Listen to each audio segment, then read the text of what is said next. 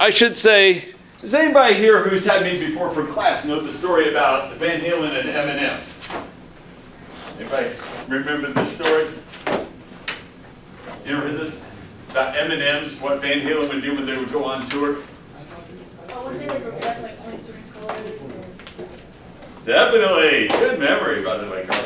Yeah, what Van Halen would do when they would go on concert tour is at the top of their list of all the stuff they needed for their hotel room, for their concert, everything about their instruments, how they wanted everything loaded up, how they wanted the sound, how they wanted the audience, how they wanted all their special effects, how they wanted their costumes, everything set up. The very first item on the list of to-do was they wanted bowls of M&Ms all separated, like all the orange in one jar, all the yellow in a bowl, green in a bowl, red in a bowl. This is before blue, folks.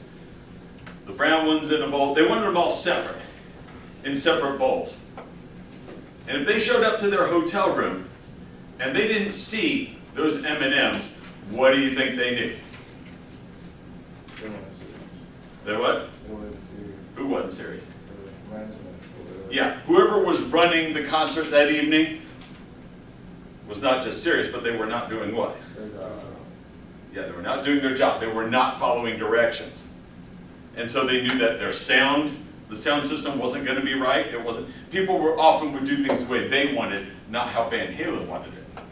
And they had a certain way, because they had done these concerts enough time, they knew what was good, not what locals would think. So if they showed up to Milwaukee, and it wasn't set up, they would know two things. One, they had to go and do everything themselves or fire that group and hire a new group who would get everything done right so they could maintain their image as the best live band ever. And they would never work with that group, and they would always tell others that they would never work with that group. So, that is one reason why I always have you label the paper a certain way, because that is my M&Ms.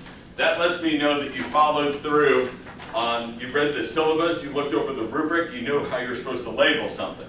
Those are my M&Ms. If you labeled it differently, I don't have confidence that you looked through it the whole way. So when only 2 people have turned it in with the correct labeling, I can tell that you all need to go back and look at the syllabus for what you're supposed to do for the paper. You could have done everything else right. I understand. It's your first time writing something, correct? So that's my M&M trick. And people say, well, why do you do it that way? The other reason I do that is because when I have your stuff labeled, everything, I don't know if you know this, for 7 students over the summer, I had 155 files alone. This class is 17 students. You can imagine how many files I'm going to have to go through. Everything is a key in there. POLS tells me that this is political science and not a core class or an education class or anything else I teach. The number prefix tells me which class. IP reminds me it's international politics in case I forget what 2220 is. Fall 2015 separates you from all the other people who've written papers in other semesters. Then I've got your name, first name, last name, so I know who you are, and then what paper you have to write. So everything about that attachment tells me exactly which file this is going to go, so I don't lose any of your work. Not only that, it is something for you, because then you won't lose your work. You'll know what class this is for, because a couple of y'all are going to be here 4 years, or you've been here a couple of years. You'll want to know where to find your stuff. What I learned very quickly in Washington, D.C. was to make sure I labeled everything. I used to label stuff like y'all, and it would take a while to find things. But when you're on the clock, when I was working as a consultant, you have to be able to account for not just every hour, but every half hour you're doing something. If you spend half an hour looking for a file, where do you bill that to? Government, business, your own company. So a lot of times you'll be on the clock and you have to account for things.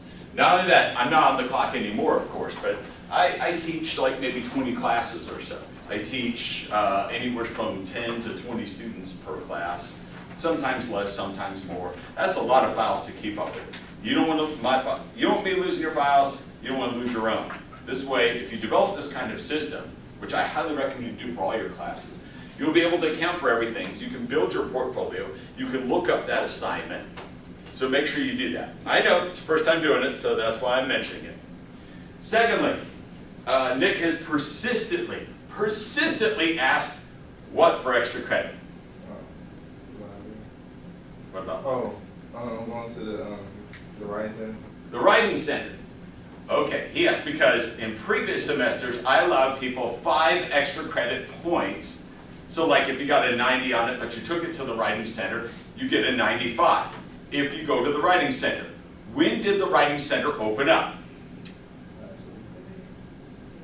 Yesterday. So you couldn't have gone to it unless it was at the last minute, and I told you to get an early start. So, would you like this as an option? How many were able to take it to a writing center? Probably not, because it just barely opened up, right? It's like morning of the next day. How many of you would like that opportunity to be able to take it to a writing center? Smart person not taking this class. Finally, how many of you use the American Political Science Association link? Okay, there are 6 copies of it. Yeah, I figured about 6 or 7 people maybe. There are 6 or 7 copies of the APSA brochure down on reserve in the library so that you label it right. Usually, and this happens more in core classes than political science, because if you take me enough for these classes, you kind of catch up. But at any rate, you go, the APSA brochures are all there. Somewhere in the library stacks, there's a 7th copy probably.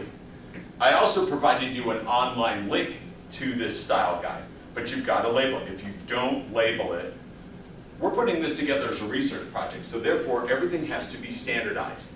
Acceptance rates for journals vary anywhere from 25% to 10%. I've seen journals that go as low as 5% for acceptance. And one 4-day conference on terrorism, they only took 2 papers. With that many submissions going in, you ever heard this phrase called publish or perish? With that many submissions coming on yet, journals are looking for any excuse to get rid of an article because they can't accept them all. So improper formatting, it's the same with government. You don't do everything right, you don't jump through all the hoops and stuff. And I mean, even there was one paper I did that was 65 pages on South Africa. And I was told I had to redo the whole thing because I had two spaces after a period, like you do as a communication major. I was only supposed to do 1 because Al Gore was vice president and he wanted to cut down on paper. Incidentally, I saved like 1.5 pages. It didn't make that big a deal. Al Gore doesn't like hearing that. Of course, I didn't tell him that personally. They shook hands. Nice to meet you. Person who took the picture cut off the hand, so it's like mostly my hand and part of my nose or so shaking hands. It's not even something I can use as a brag. I'm sure something similar would have happened if I had shaken George W. Bush or Dick Cheney, or some other mess up. Actually, probably, somebody worked with their finger over it. But nevertheless, rules were rules, so I had to go through and change 65 pages worth to make it 1 space afterwards. But that's yet again other people using that Van Halen M&M system. How many of you were able to look at the sample paper that I provided? Okay. I can tell if you did or didn't, by the way. Just letting you know. I put that on. In fact, I didn't just come up with an old one. I wrote a brand new one based on the article for you all. It's extra work, sort of. You know why? Because when you do up a sample paper, it's more work up front, but then if you all can see what I'm looking for, that's less to correct. You all have a better chance of getting a higher grade. In other classes, because I am that much of a Big Bang Theory geek, I actually did a paper and got a publication where I looked at people who were able to access sample papers. And they did at least 1 grade level higher than those who did not. It hadn't been for this one gal who just never looked at anything I posted, but just must have been a genius. I mean, she blew the curve for everyone else. It probably would have been a grade and a half higher. 15 points is a lot on an assignment. To this day, I still can't figure out how she did that. I never saw her, I don't even think I saw her walking from class to class. I only just saw her studying in the library. So, unless you're that person, you probably need all the points you can get. And I'm not even that person. I play fantasy football. So at any rate, how many of you would like an extension until the 11th? Raise your hand if you'd be interested. Would you take advantage of that?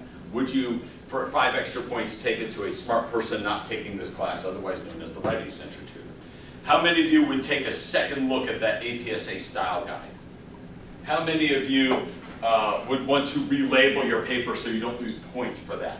Relabel the attachment. Okay. I actually took a screenshot of who had stuff up, just for the record. But what I would like you all to do is to do that. Plus, I have like an action-packed day tomorrow with taking students down to the Court of Appeals, teaching 3 classes, my daughter's softball game, dinner at 7:30, and I think something, and I'm also taking my evening college class on a field trip as well. So, I mean, I'm booked till 11 p.m., so I wouldn't be able to grade your papers anyway to get it back to you on time. I wouldn't be able to start on grading the papers until the 11th inning. So, why don't you take that extra time? Since most of you, it's your first time writing a paper for me.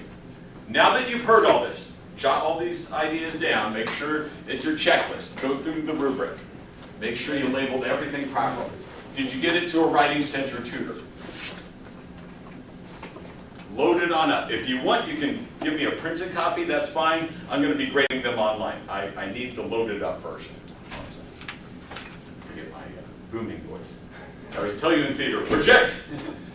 Go ahead, Kate. What if we already submitted it? Are you going to? You can take it down, you can replace it. I would take your current draft, fix it on up, leave the current one there. Once it's all ready, then you can load it on up.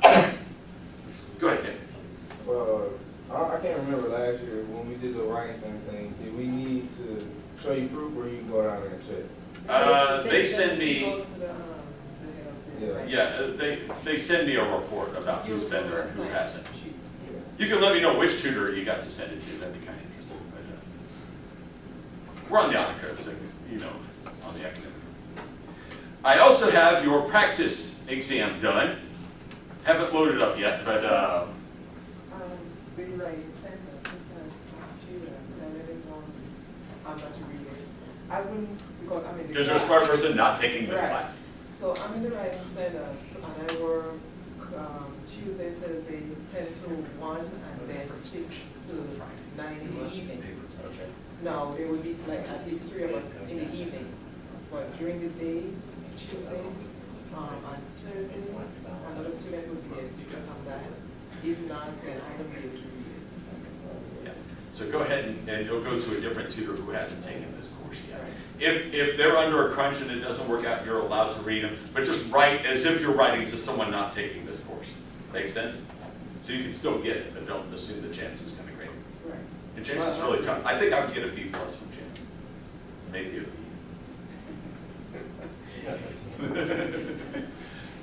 I'd hate to give my wife one of my papers. She edits my email. No. No, she doesn't, but I write as a language. That's what you get for marrying someone who's a language arts teacher. But Yeah, my daughter got a lowest grade. I'm not grading the papers, I'm just guiding you through it in terms of, Yeah, they won't catch every little mistake that they do. That's not their job. You mostly focus on what? Well, for one thing, the writing, the style needs to be correct, because I mean, in the style, and also issues of plagiarism, like if I read through something loud to you and it seems as though it's verbatim, then I'll probably ask, are you sure you want, and then you correct it, so it doesn't show as plagiarism. Yeah, I usually have the problem more with non-political science majors than political science majors. But I've had to meet with a couple people saying, look, I will address when I see something that looks like it, and I'll say, ask yourself, what are you doing? So just err on the side of making sure you list your sources, where the stuff comes from. The quotes for direct material. I had a student, for some reason, she would change the quotes, like what was quoted wasn't there. And she's like, well, I don't want plagiarism. I'm like, okay, what do you call it, face palm? It's like, why did you do that? Well, I didn't want it to be plagiarism. Well, in fact, that's almost equally dishonest to attribute words to somebody who didn't. Y'all heard about the controversy of the MLK Memorial in Washington, D.C.? Yeah, Oh, yeah. they messed up a quote that Martin Luther King said because they didn't use his exact words. They used something else that means something different because the people didn't actually study Martin Luther King. Or they didn't. All they had to do was just read what the quote he actually said. So there's a movement to change it. I don't know, have they changed it yet? I'm going to go up to DC next summer, hopefully. I'm going to see if they've changed it. I hope they did. Yeah, just put what the guy said. Don't like make your own spin on it and put quotes around it. Yeah, that's only the second time that ever happened, you know. But nevertheless, I want to see, you know, and some of that is, I want to see what you have to say. I really do. I don't get discouraged by reading student papers. I get excited by reading student papers. I really want to see what you know, I want you to teach me something I don't know about these cases. Incidentally, I don't know if you followed the news, but the white supremacist who killed 3 people outside a Jewish community center in Kansas, none of which were Jewish, was the jury recommended death penalty. Judge still has to rule on whether they reached the decision properly or so, but that could be announced later today. He didn't really help himself with his case when he said it felt good to kill people. Bragged about doing He it. represented himself too, he didn't even get a lawyer. Yeah, did he? Defend himself? Yeah, he represented himself. That was fun. Some people think that just watching a couple Law and Order episodes. I know. There's a reason that they have a right to an attorney, and you don't have to represent yourself, and you don't have to take the stand. Because as my own lawyer told me in a court case, he said, you don't want to be up on the stand. You may think you're a smart, intelligent person, but the other lawyer is there to make it look as bad as possible. And I'm glad he told me that, because when we went into pretrial hearings, that deposition, I mean, yeah, it's like a Law and Order episode, but not like in courtroom. It's like a Law and Order episode where like the police detectives are grilling somebody. It is not a fun experience. And they'll find 3 hours to ask you the same 3 questions in different ways. And you think you're on top of things. And just to let you know, if you're ever in a court case, just when you think it's going to end, they're only just getting started. They actually deliberately will make you think. Like after the first hour, luckily my attorney prepared me really well. This was in a civil case for those of you who think I'm an axe murderer. Especially after that, a bit about the papers. But at any rate, no, what happened was after the first hour, he warned me about it. The guy's like, oh, okay, well I think we're mostly done here. And he starts like putting stuff in his briefcase. And I'm like, wait for it. He goes, oh, just one more question. And it was like another hour. And then the second time, he's like, okay, I think we're done. He starts shuffling paper, and I'm like, wait, am I free? No, wait, what did my lawyer tell me? And I was like, just sort of wincing. For those of you who read The Maze Runner or something, it's probably a lot like this. And the next thing you know, I call it the Columbo moment. He says detective who would ask, and then he'd always go, oh, just one more thing, and then he'd ask his zinger. Sure enough, another hour's worth of asking you the same questions a million different. Oh, I just have this one little question, this one little minor detail. It's not a minor detail. He thinks it's his kill shot. Mm-hmm. Just letting you know.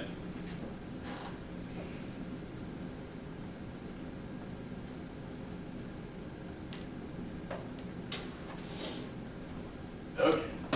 So y'all gonna get your papers in on Friday? What time? Before class. Otherwise you'll be working on it in class on your laptops. Don't want you to do that. I want you to focus. On Friday, we're gonna cover, we're gonna finish the rest of the terrorism video.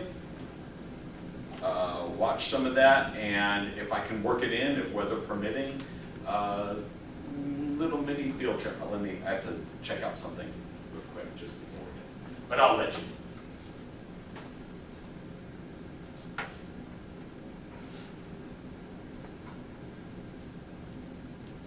Y'all have a good weekend? Yeah, it's pretty good. Pretty good. I know Braves fans have a lot to be discouraged.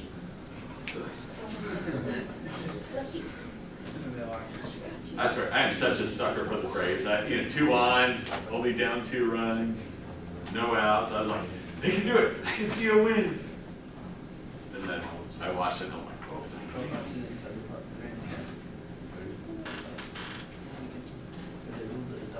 We used to have, any of y'all play intramurals, by the way? Yeah. Okay. I can see a couple of others. James, Wait. The what? did you say that you're gonna be there tomorrow in the writing center tomorrow night? Thursday night? I'll be here tomorrow, 10 to 1 as well. Okay. 10 a.m. to 1 p.m. I think 6 Okay. Our motto was, in loss defiant, in victory amazed. It was actually unreal. Like I told you, hung out with a lot of Big Bang Theory types. So you can imagine that's what that's kind of how it was.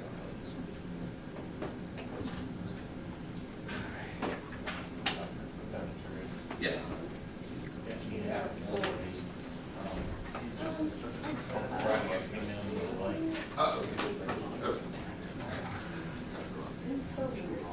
Okay, so Gabrielle is not in. I saw Michael, David, I see Kato, I see Katie, Stephen, Lexi is in.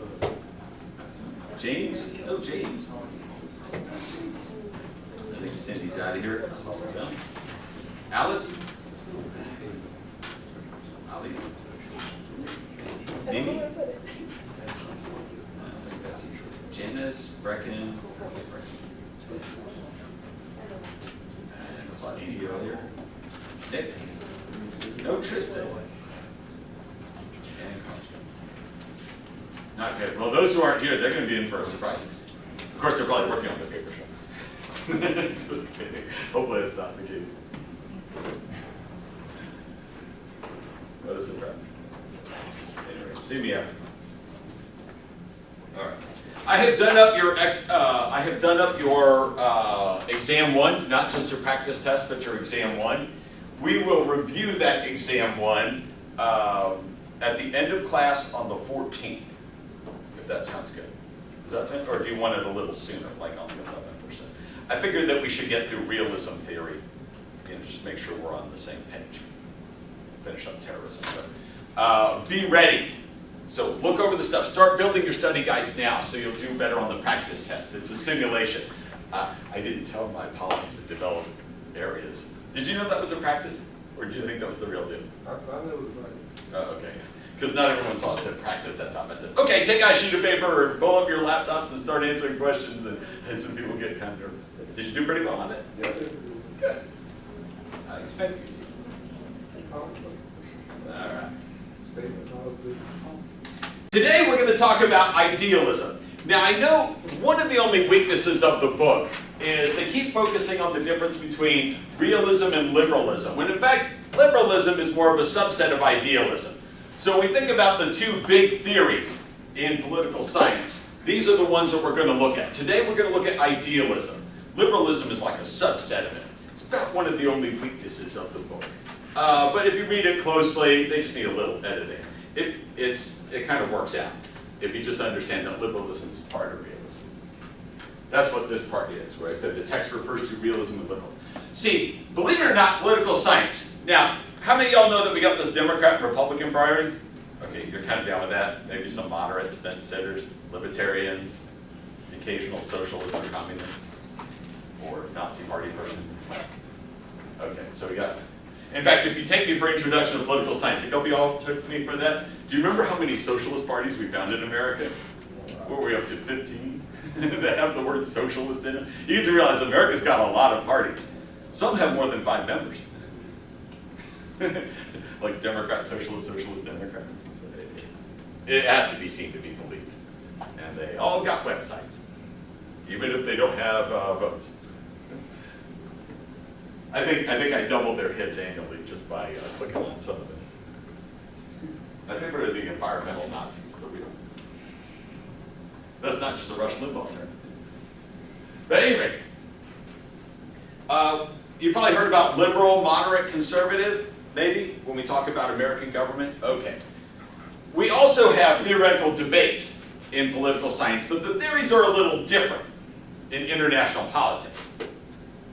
Again, you're not here because, I mean, you already know the liberal or conservative, or you've heard it enough times. You've probably got a pretty good idea of it. Though if you take me for Intro to Political Science or American government, you'll get to kind of figure out where your ideology is. That's for your political ideology. Ideologies are belief systems we're going to look at analytical theories.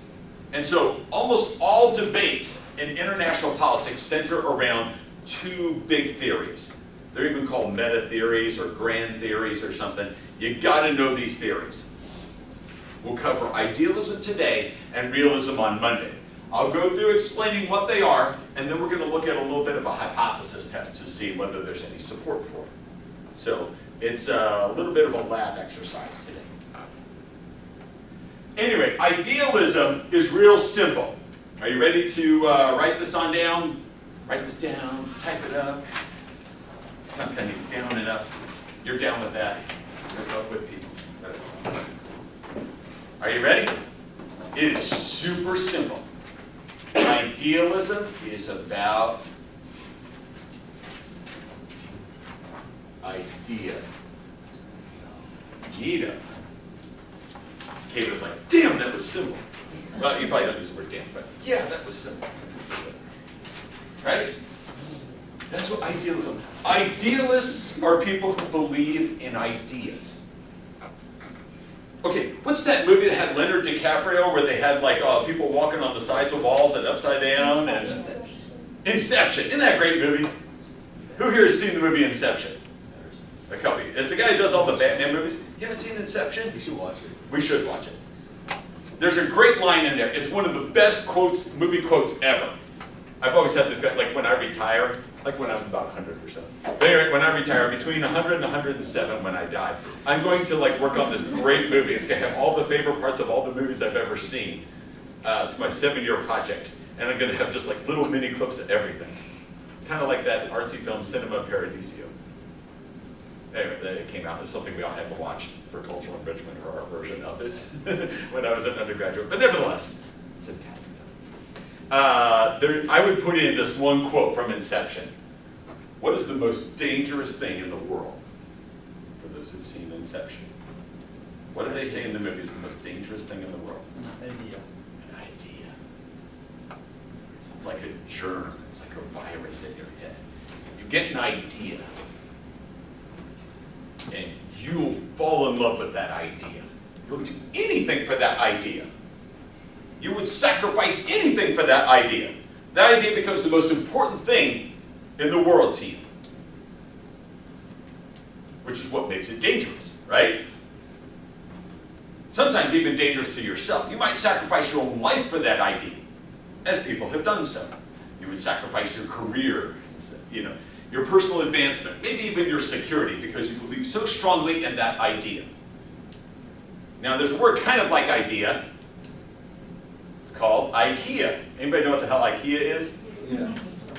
Y'all know what IKEA is? There's actually psychologists, sociologists are looking into what's called the IKEA effect. You ever see people build, you ever built something from IKEA? One of those how-to kits? Raise your hand if you, do you even know what I'm talking about for IKEA? Okay, you like build stuff of your own. They don't just like, you don't go in and like buy a table, right? You go in, you buy a table kit, and then you make your own. And then you get your, you made your coffee table and you put your coffee mug and it slides a little bit down and if you're like me, right? You're like, I don't think Alice does this. No. Or does it? No, my dad, we got it one from IKEA bunk bed, and like it took him like 3 days to do. Yeah. We built a loft for my daughter that was one of those kits. It wasn't IKEA, but it was a kit like that. It was an IKEA knockoff thing. You're right, there were like 20 different ways we could have done it wrong. It was like one of those Final Destination movies where there's like 20 different ways someone could have died. And we had to like, it's like, okay, we gotta like start over. We can't just leave it as is. And so we like pull up things, move things around just for one little tiny thing. But it works. Creaks a little bit, but 98%. No, I mean, but you're right. I mean, because a lot of people kind of go through shortcuts, they would fail the Van Halen test. I'll explain this later, David. Do you remember Van Halen again? Okay. You're not named for David Lee Roth, right? No. Okay, just kidding. I had several people who were named Peyton take my class and said they were named for Peyton Manning. 2 of them were gals.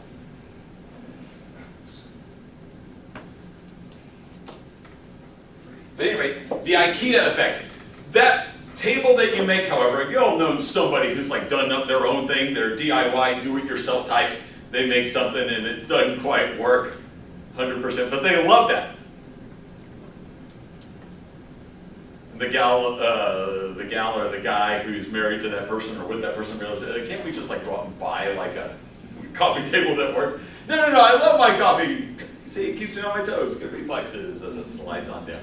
The IKEA effect is because you built it. Now I sound like Mitt Romney in 2012. If you built it, you'll like it more. If it's your idea, you'll like it more than if someone else told you. So people are always trying to get folks interested in ideas. But when I worked for the Clinton campaign, and yes, I worked for the Bush campaign too, I was interested in all elections. I'm a pretty nonpartisan person. I would have worked for Bush that year, but they said, no, we're going to win 1992. It'll be a breeze, which it wasn't. So I worked for the Clinton campaign because that's the only way I could get my internship. They had a person who worked there who was really sharp, and this person said, like, when you write out something, you write it so the person can hear themselves saying. When you try and get them ideas about how to write a letter to the editor, you do it so the person will think it's their own when they're submitting it, because then they're more likely to do that. You know, people want their own ideas. The ones you're most familiar with are liberalism. Now, I don't mean liberalism like they talk about CNN and Fox News or MSNBC.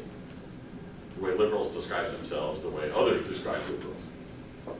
I feel like Yoda in the second movie, not the, but the Empire Strikes Back, the second one that ever came out. I guess it's movie number 5 or something, where he goes, "You must unlearn what you have learned." He says that somewhere. It doesn't sound like that, but you get the idea. I also been having green 20 years. Because classic liberalism, or the way liberalism has been described, is based on the term liberty. This is long before Fox and CNN ever existed. Classic liberalism, and if you feel bad about saying it, you disagree with their folks like, that's not liberalism.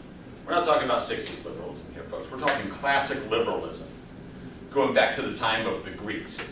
We're talking about English scholars, early American founding fathers. For them, liberalism is derived from what term? What word? It's pretty close. Go ahead. Liberty. Excellent. 10 points for Gryffindor. Liberty. Because that's the central thesis of classic liberalism, is liberty. Somebody else. We're doing really good at this. I'm going to keep this going. You messed up the paper attachment thing, but otherwise your knowledge looks pretty good. You'll learn the Van Halen M&M thing soon. And yes, all the people who took me before who turned in something labeled it right. So far as I know. What's another way that we describe liberal? Think about those books from the 60s.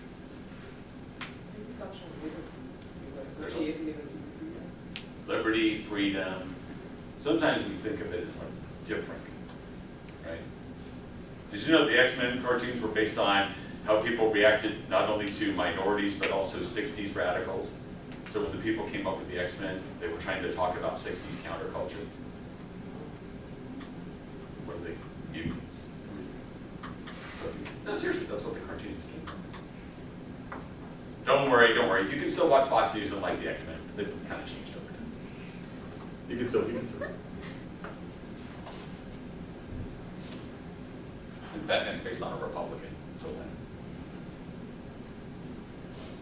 But we're looking at Western ideals based on liberty. So democracy, or at least for the classic Greeks, the republic. Anybody know what republic stands for? Returning students, come on, you got to remember. What does republic stand for? It means, remember from last semester? Or what does democracy mean? Come on. I know, you thought it was foreign policy today. Anybody remember? Democracy, what does democracy mean? Just basic. Don't have to give like a fancy Webster's dictionary definition. Go ahead, what does it mean? Democracy. It's a word we might use a dozen times a day. What does it mean? The root of it. Do you remember? Anybody? Don't look it up. Oh, I was actually giving you credit for looking it up at least. Who remembers? Come on, what is democracy? How is it different from a republic? Remember? Making me look bad, they're recording this. Wait, are they recording it? Are they recording it? Maybe we can get away with it. What does democracy mean? People rule. Or the people are in charge. What is a republic? Do you remember this?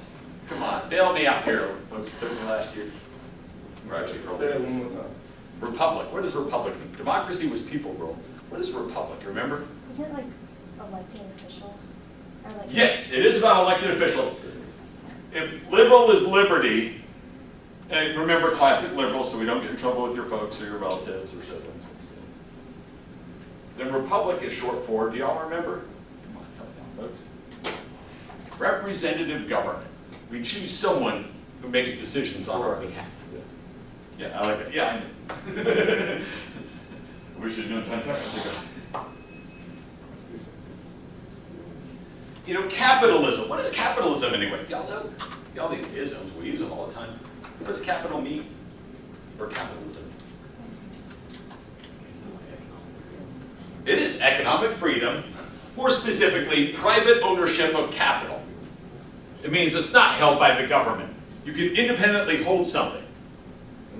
I mean, that was a radical notion. Economic freedom, free markets. Think about that term, free markets, private ownership of capital. That was a radical idea. Hey, here's a neat little trivia question. What year did Adam Smith's Wealth of Nations, which is sort of the opening shot, the Bible of the free market, so to speak? Anybody know what year it came out? Which one? It's a date very, very dear and near to many Americans' heart. Take a guess. No, I mean like the year. 1776. Which is also the same year as what?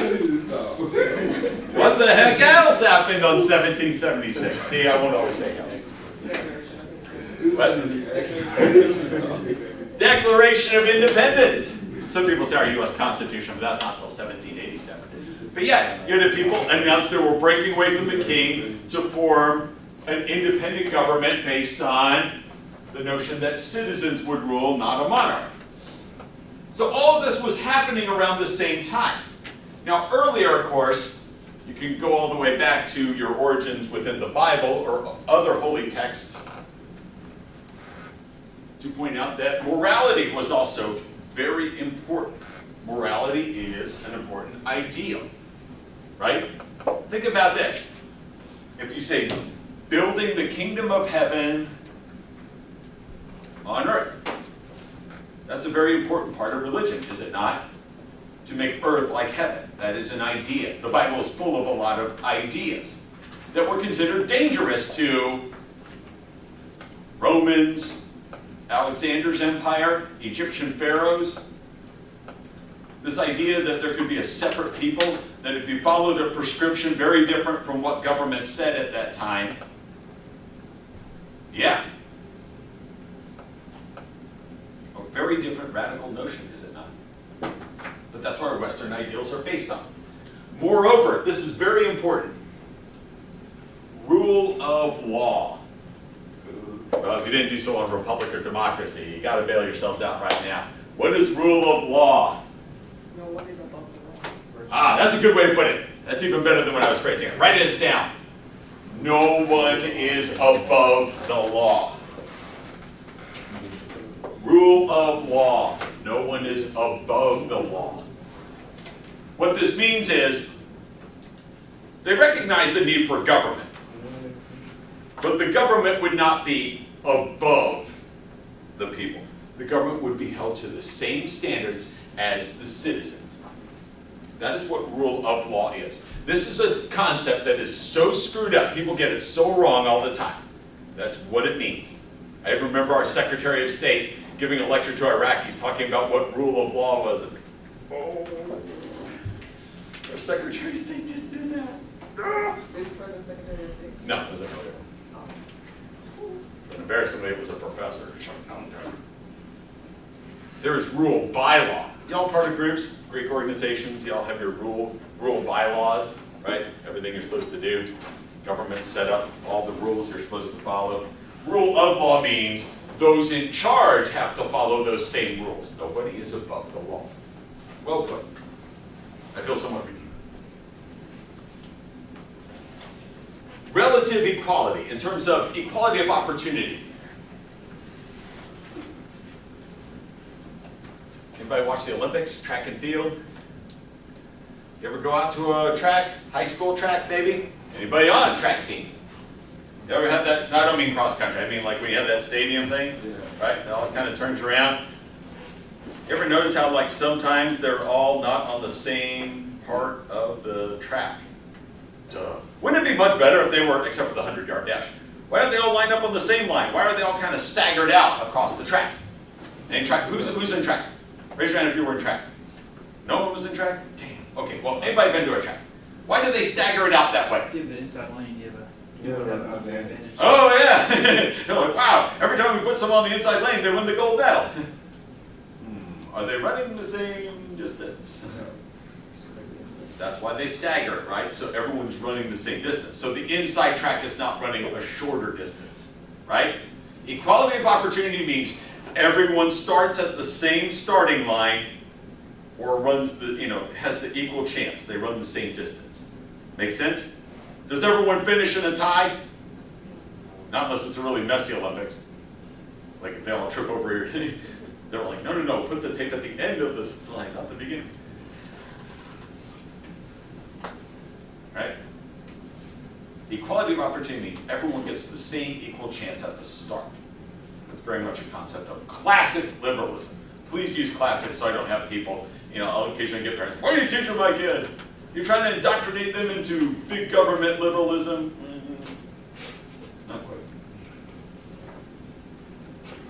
But those are just Western ideals. There are other non-Western ideals. The belief that family or your clan, the people you're related to, and sometimes you see this in America too, or other Western countries, that the family is held at the center. It's all about preserving the family. Didn't y'all ever read Grapes of Wrath?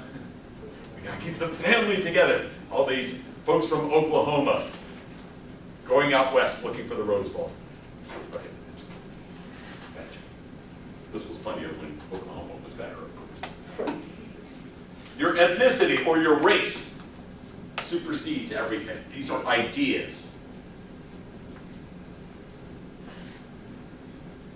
Non-Western religions. Islam should be at the center. Why we do everything is about Islam.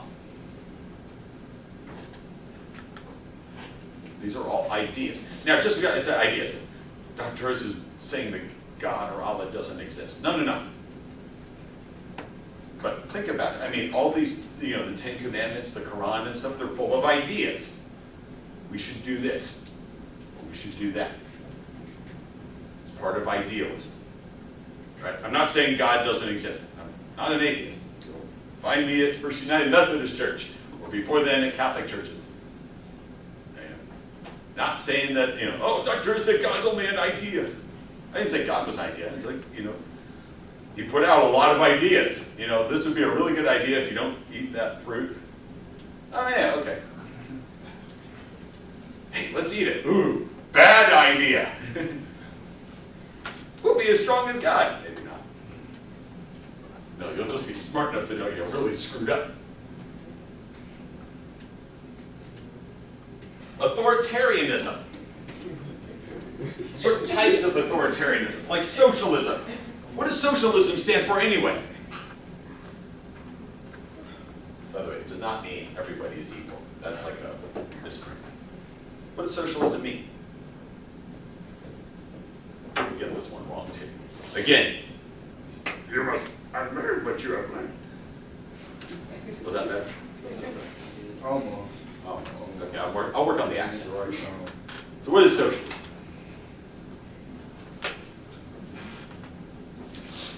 It means government, make sure you write it on down.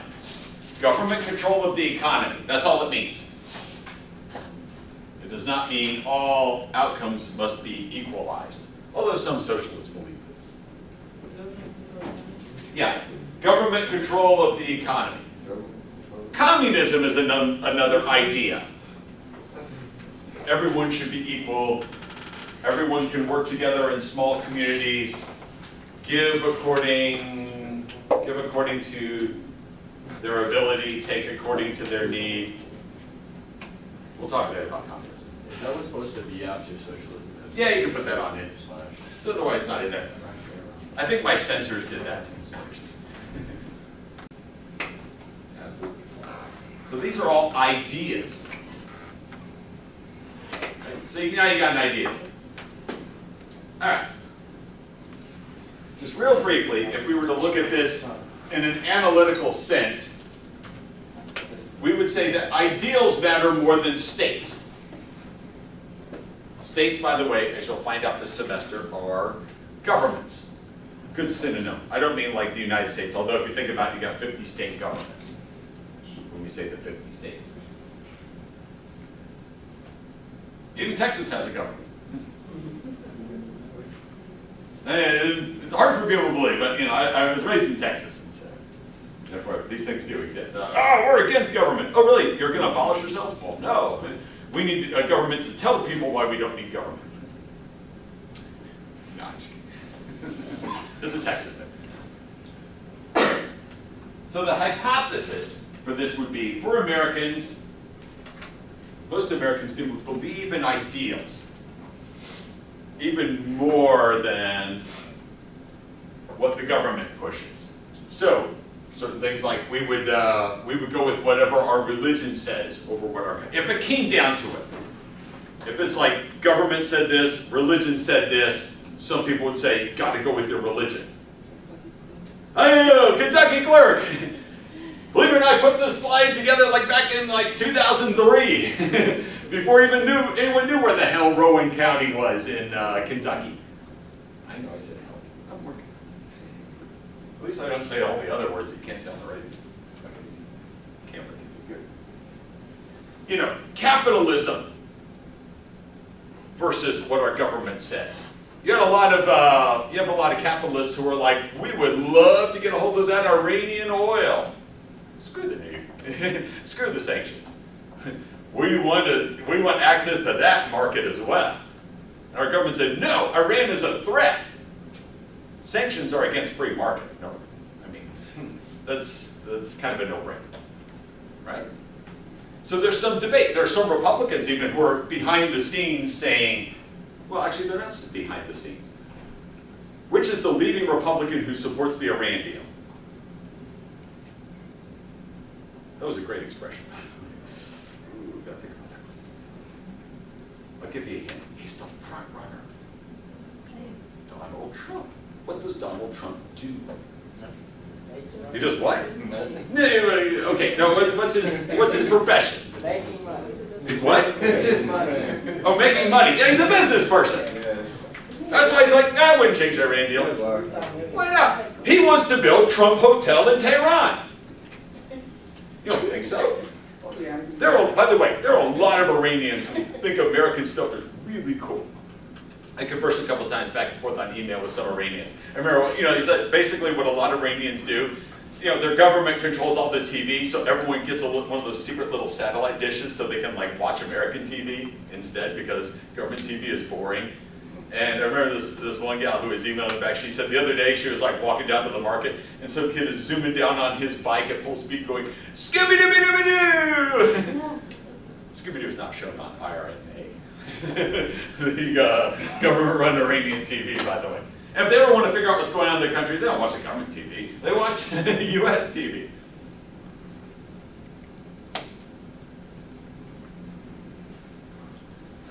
Speaking of Iranians, you also have people over in Iran who think, we need to build a bomb. Why? National defense, national security. It'll make us powerful. And you got a lot of Iranians who are like, screw that, we would love the sanctions to be done with. Why do I have to pay more for Americans than oil for gas prices? We're swimming in gas. Why do I have to pay more? Stupid sanctions. There are a lot of Iranians who would love to come over to the U.S., wear U.S. clothes, act like Americans.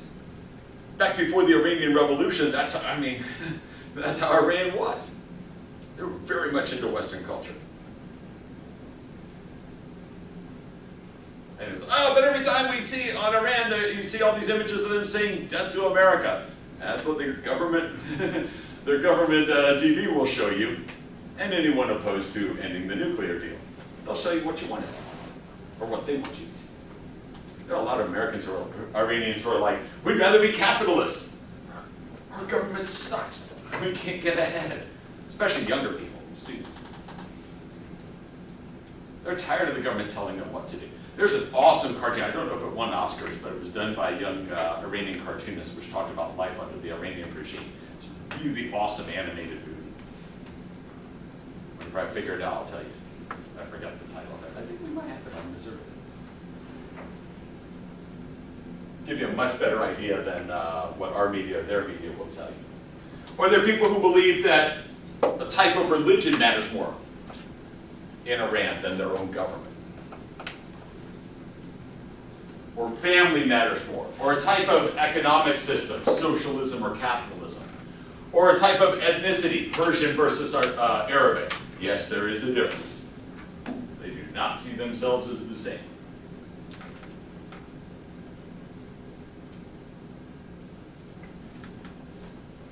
Remember I told you that political science is a really old discipline. Well, it's a new discipline, so we borrow from old things. This is an interdisciplinary major. Remember that. Here's where we borrow idealism from. It comes from the religion department. Thank you, Alvin Lingenfelter. And David Avery. Alvin's a bit of an idealist, which is. Where do you think we got capitalism from? Economics, the business department. Thank you, Lydia Rosencrantz.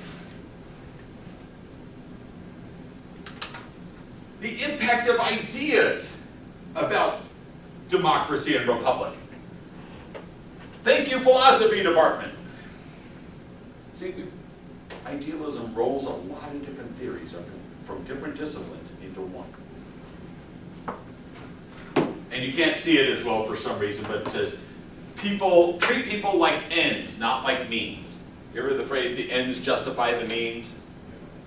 You know, should all be about the people and their basic welfare. You should use people.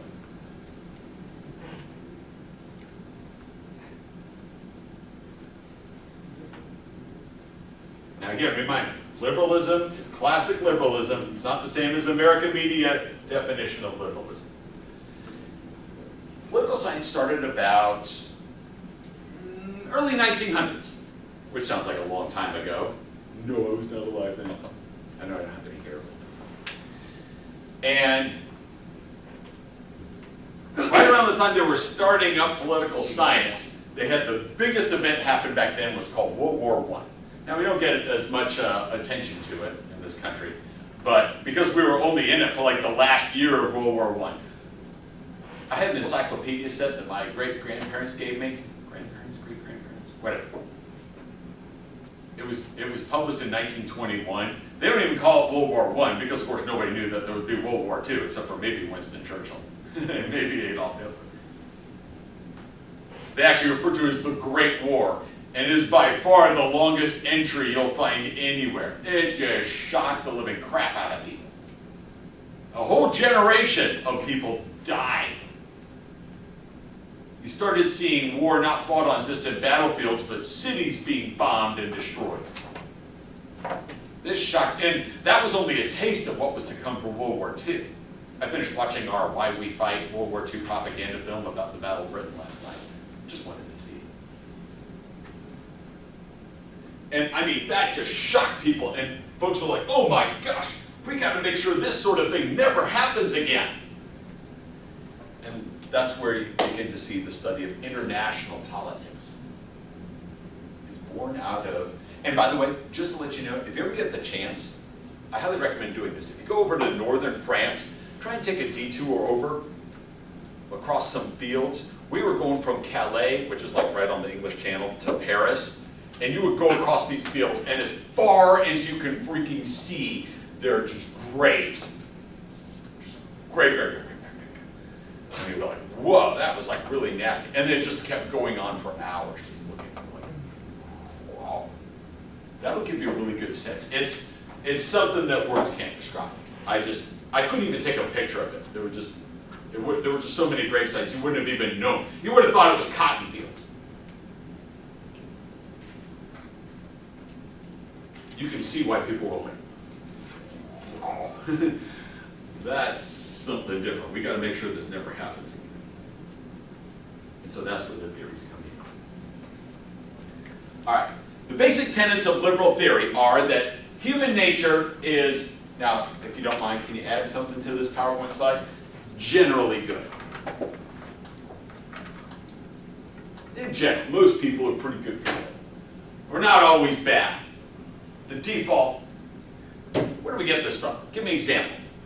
How do we know that human nature is generally good? Or supposed to be good? No Christians? No Muslims? Charity. They come from the same origin. Is it charity? Charity? Oh, yeah. A lot of people are nice and stuff. I mean, we're reporting on Hungary's like trying to stop all these refugees or put them on boxcars and stuff. And a lot of Hungarian people are running out apologizing for the government giving out care packages so people don't die, 50 people stuffed into a truck. Okay, I got that part. But isn't there something in the Bible? What does God make us in? His own image, right? Since we're a Methodist school, I can talk about this. If I were a state school, I'd have to use a lot of asterisks. Yeah, I mean, we're supposed to be made in the image of God. We're supposed to be doing good things. We're put on this earth to do good things. Lots of religions believe this. So why do we get war? Well, as one of the earliest political scientists, believe it or not, he actually became president. We're all like, wow, one of our own became president right after we created political science. Woodrow Wilson, who was, of course, president during World War I. And he played a major reason why he did everything he could to keep the United States out of war. In fact, he got reelected in 1916 saying, he kept us out of war. Which sounds funny because we went to war the next year, but good golly, they were sinking so many of our ships trying to get over to Europe to make money with submarines. And then Germany told Mexico, hey, if you team up with us in an alliance and we beat the U.S., you can retake Texas and California and Arizona and we'll throw in New Mexico for a good measure. Yeah, Germany did a lot of things to piss off the USA. I know, good work. And Wilson said, here's why war occurred. It's not that everyone wanted war. No. You had these secret alliances, or all these alliances countries had that leaders made, not the people. Leaders made special deals. How many of y'all seen that Drunken History, where they show World War I as one big bar fight? Where like Serbia punches Austria-Hungary, who punches Serbia, who crashes into Russia, who punches Austria-Hungary, and then spills Germany's drink, so Germany punches Russia. France jumps Germany from behind to protect Russia, and then somehow Belgium gets stomped, and so Britain comes in and goes, all right then, with brass knuckles, and it's on. And the U.S. is standing around, and after getting their third inadvertent punch, said, okay, stop now. They come into. You ever seen that, Drunken History? Yeah, I've seen it before. Or it's not Drunken History, but it's like some class did a video where like World War I's a bar fight, where all of a sudden, next thing you know, one punch is thrown and everyone's fighting in a bar. Or what happens on Idle Hour every other Saturday night. All these alliances are what triggered it. It's kind of like, you ever seen these YouTube ads or YouTube videos where they have like all the room full of mouse traps, and then somebody gets a little ping pong ball and says, let's have fun. These college students throw a ping pong ball in, and mouse traps go flying all over the place. That's what war is like. And all this secret diplomacy conducted by a bunch of monarchs. I don't mean butterflies. Leaders in charge of a country. But they don't represent the people. They represent themselves. So most people in World War I didn't want to go to war, according to Wilson, an idealist. He said, war's happening because of a couple bad apples. We'll look at his solution. We'll look at what realism is. The next two classes, and we'll finish up the DVD on terrorism. Sam again? Any questions? All right, so you figure out what realism is. Now I got you hopped up on idealism.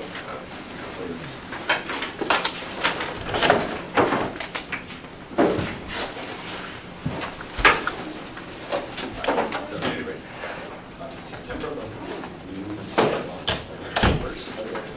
most people who turned in the paper did not check out the rubric or how they were supposed to label it.